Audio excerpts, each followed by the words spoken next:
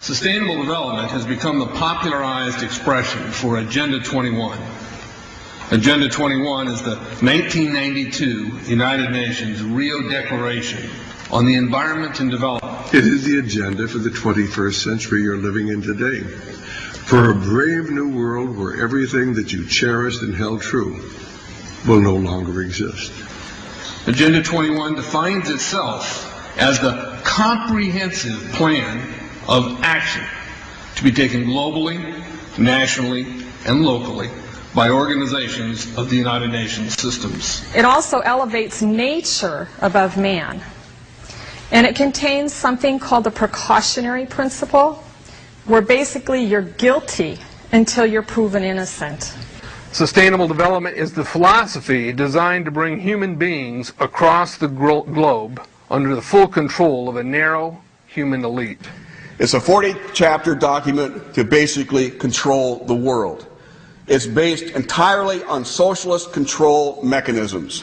Sustainable developers have designed a global movement coordinated through a global to local action plan to create world government in accordance with certain objectives. These objectives include an end to national sovereignty, the abolition of private property, the restructure of the family unit, and increasing limitations and restrictions on mobility and individual opportunity. The green goal includes the listings of what's not sustainable. A couple of the examples include private property. 728 lists fossil fuels. Golf courses and ski lodges are not. Consumerism. Irrigation is not sustainable. Paved roads. Commercial agriculture. Herbicides, pesticides.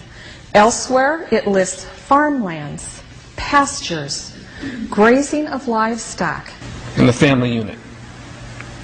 The focus of sustainable development is the abolition of private property, societal undermining of the family, and abandonment of the constitutional protection of unalienable rights as described in the Declaration of Independence. You see, I sat on the Santa Cruz Agenda 21 committees.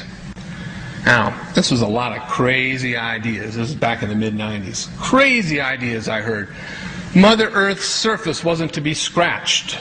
Human beings were to be concentrated into human settlement zones. Educational systems were to focus on the environment as the central organizing principle. All aspects of life were covered. Well, I went to these committees at the request of some people who told me that I needed to understand what was going on, and I came back and I said, this is craziness. This is so silly. It has no chance of having any effect on our society. Well, I was wrong. The United States government's support for Sustainable Development, Agenda 21, is very clear. In 1992, while the Rio Conference was going on, George Bush, then president, was there where he executed the Agenda 21 protocols on behalf of the United States and brought it back to Washington, D.C. Within a year, Bill Clinton, by executive order, no congressional review, established the President's Council for Sustainable Development. In Santa Cruz, we've got a 2-lane freeway system. We need 4, but what we're getting is hundreds of millions of dollars of federal money to take a dilapidated rail line that Southern Pacific wants to put in the hands of somebody else so that a commuter line can be built along the railroad track. That'll be followed by 14-story buildings where people will live and stack them and pack them units, where developers or so-called sustainable developers will build these high rises with federal dollars. In fact, Santa Cruz has received a $300 million federal grant to build the first 3,000 of these stack them and pack them units. The County Board of Supervisors has said, if you are a sustainable developer, you're immune from any construction defect liability.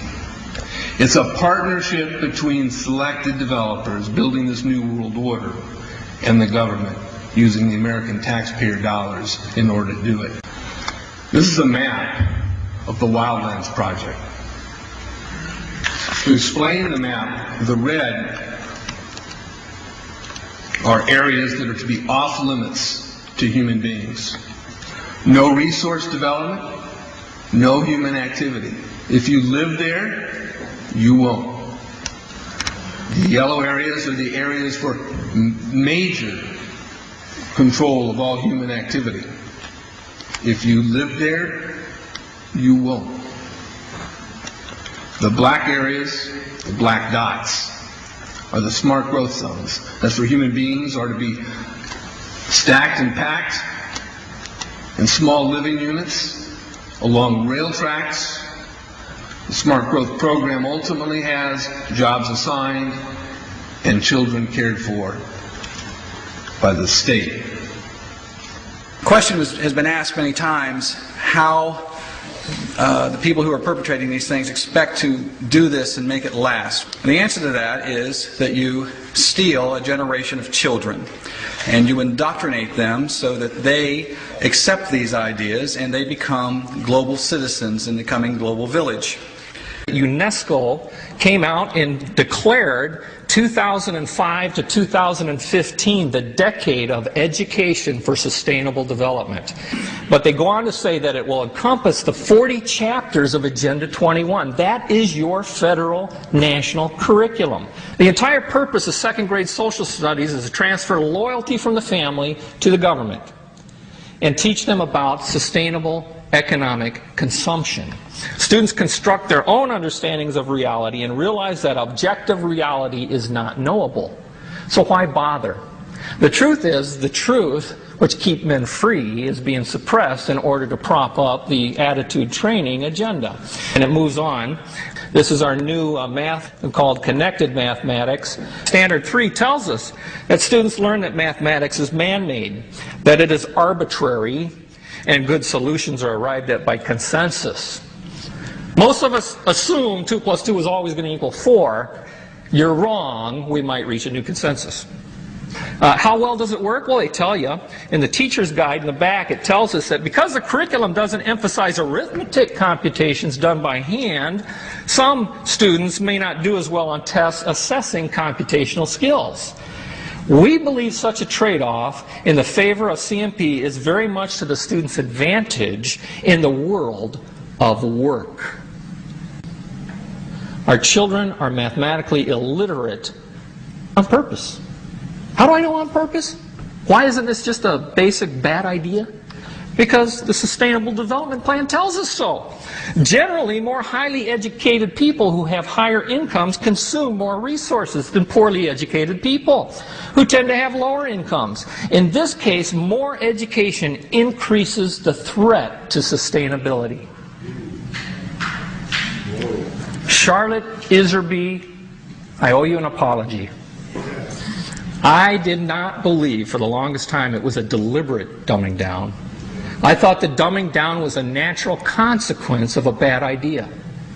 Folks, it's deliberate. It's deliberate. The sustainable globalist goal is the orchestration of a planned fall of American principles, values, and lifestyles. The effect on the average American will be devastating. With modernizing technology, the ordinary person will live without independence, privacy, or substantive rights. Another press conference that I attended was the ICLAI group, the International Committee for Local Environmental Initiatives. It helps in the implementation of Agenda 21 in all of our local communities. And one of the speakers was a Harvey Reuven, who happens to be the vice chair of ICLAI.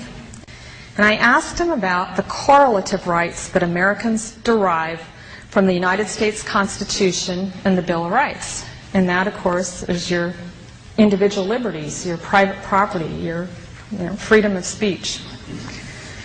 I asked about it clashing with Agenda 21. And you know what his response was?